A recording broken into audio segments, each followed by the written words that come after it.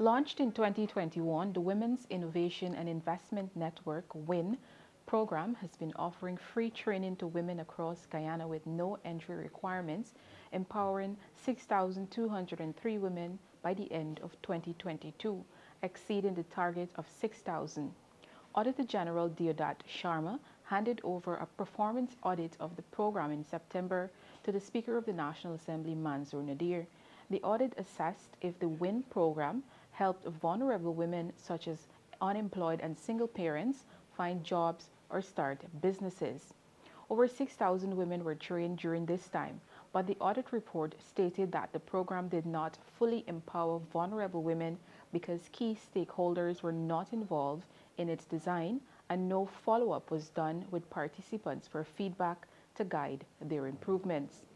In response, the ministry stated that the report does not consider the poor state of the Guyana's Women's Leadership Institute in 2020 before the ministry began making significant improvements, such as repairing facilities and increasing the staff.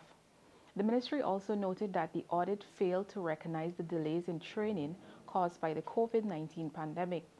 Recruiting for this new program was ongoing, and the report overlooked the time needed to hire specialized staff, the ministry noted. According to the ministry, the audit also did not give credit to the board's guidance in aligning Wiin's long-term goals. Regarding program design, the ministry argues that the audit takes a narrow view of vulnerability, focusing only on unemployed single-parent women, overlooking others like women with disabilities and domestic violence survivors.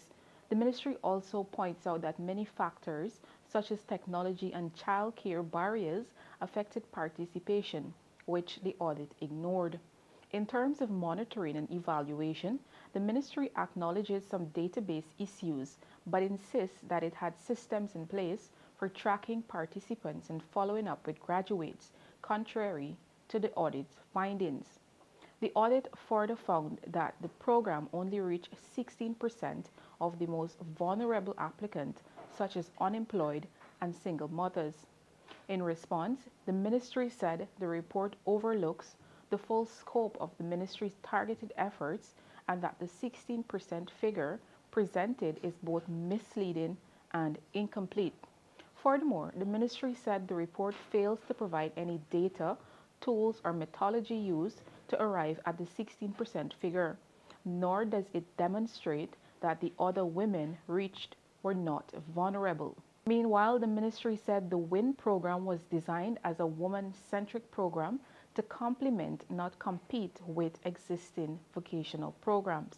The report's assertion that there was a lack of full participation from relevant government agencies and technical and vocational institutions in the course development process is also false, according to the ministry, noting collaboration with key stakeholders, including the Board of Industrial Training. The claim that the certificates awarded are of no value is also based on an anecdotal reference from a single individual, the ministry stated.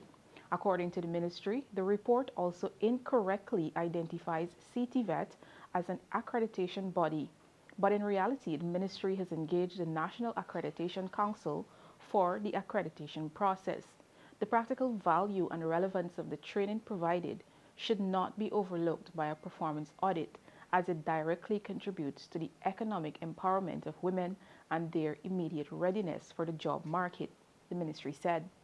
Noting that the audit correctly identified some inconsistencies in the database, including duplications and missing information, the ministry said the leap from identifying these issues to concluding that the institute has used inaccurate information to make decisions is unfounded, stating that minor data inconsistencies do not imply that decision-making was compromised.